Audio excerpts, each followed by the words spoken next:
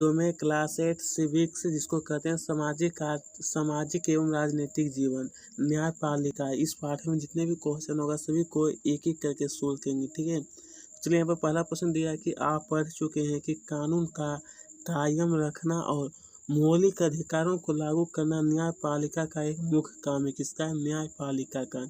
आपकी राय में इस महत्वपूर्ण काम को करने के लिए न्यायपालिका का स्वतंत्र होना क्यों जरूरी है? तो उत्तर में लिखना है कि स्वतंत्र न्यायपालिका। इसमें से पहला पॉइंट आपको लिखना है कि न्यायपालिका की स्वतंत्रता अदालतों को भारी ताकत देती है। इसके आधार पर वह विधायिका और कार्यपालिका द्वारा शक्तियों के दुरुपयोग को रोक सकती है, ठीक है। फिर दूसरा पॉइंट आपको लिखना है कि न्यायपालिका देश के नागरिकों के मौलिक अधिकारों की रक्षा में अहम भूमिका निभाती। क्या चीज़ कहती है? अहम भूमिका। फिर तीसरा पॉइंट आपको लिखना है कि अगर किसी नागरिक को लगता है कि उसके मौलिक अधिकारों का उल्लंघन हो रहा है तो वह अदालत में जा सकता है। कहाँ जाएगा? अदालत में।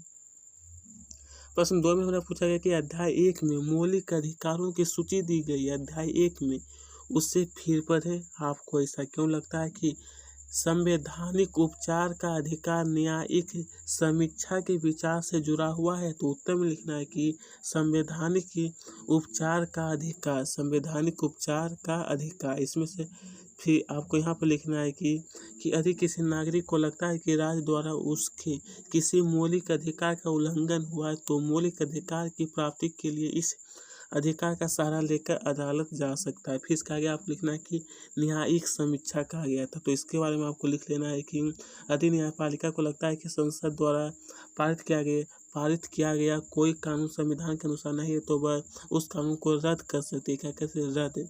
इसे न्यायिक समीक्षा कहा जाता है। क्या कहते हैं? न्यायिक समीक्षा। इस प्रकार हम कह सकते हैं कि संवैधानिक उपचार का अधिकार न्यायिक समीक्षा से जुड़ा हुआ है।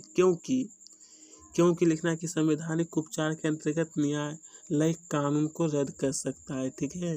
चलिए अब इसके आगे देखते हैं प्रश्न संख्या 3। प्रश्न 3 में मैं पूछा गया कि नीचे तीनों स्तरों के न्यायपालिका को दर्शाया गया है, ठीक है। आपको एक बुक में प्रत्येक के सामने लिखिए कि उसे न्यायालय ने सुधा गोयल के मामले में क्या फैसला दिया। तो देखिए इसका उत्तर में आपको लिखना है कि सर्वोच्च न्यायालय के बारे में यहाँ से लेकर के आपको पूरा लिख लेना है।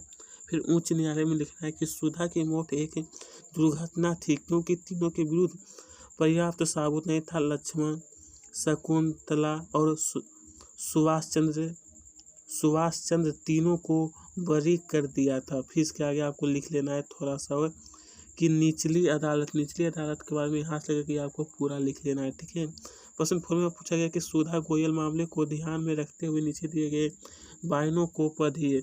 जो कर्तव्य सही है उन पर सही का निशान लगाया, जो गलत है उस पर गलत का आपको निशान लगाना है, ठीक है।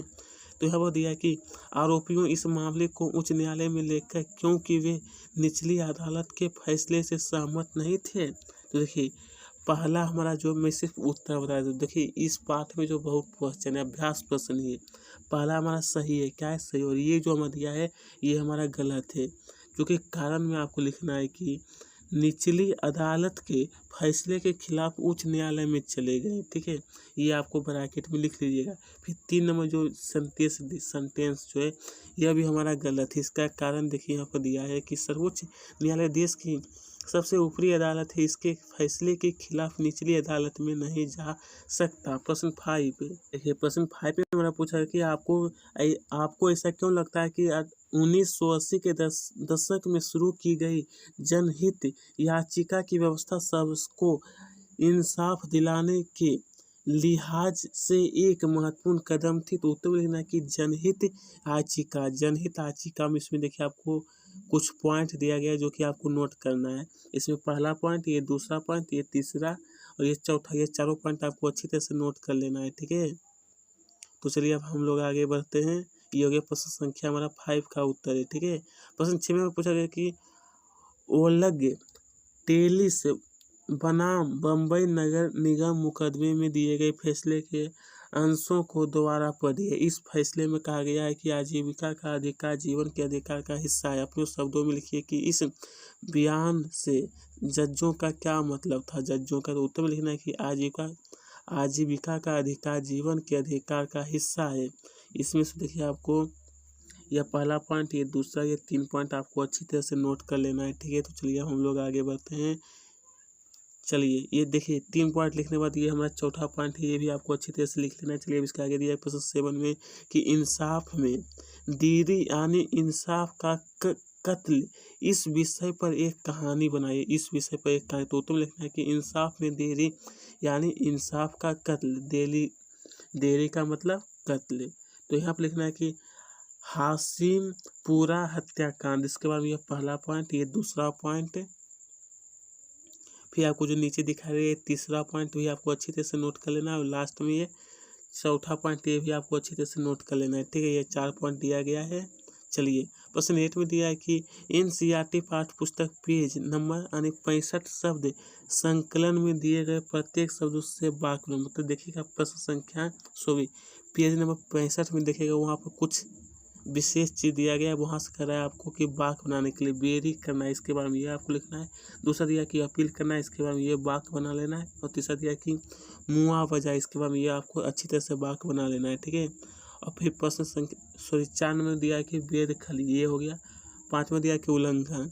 प्रश्न 9 में दिया कि यह पोस्टर भोजन अधिकार अभियान द्वारा बनाया गया, ये आपको खुद ही पढ़ लेना। इसका उत्तर देख लीजिए। यहाँ दिया कि सरकार के दायित्व, इसमें पहला पॉइंट, ये दूसरा, तीसरा, फिर आपको चौथा पॉइंट, ये 4 पॉइंट आपको लिखना है। ये सरकार के दायित्व जो कि सरकार जनता को भोजन बांटती है, ठीक है। फिर इसके बाद में देखिए 2 पॉइंट, दूसरा पॉइंट मतलब 2 नंबर में आपको लिखना है, ये कहानी है भूखमरी का, जो कि आपको ये पूरा लिख लेना है। इसके आगे थोड़ा सा और दिया गया है, ये भी आपको। तो दोस्तों ही इसका क्वेश्चन से समाप्त होता है।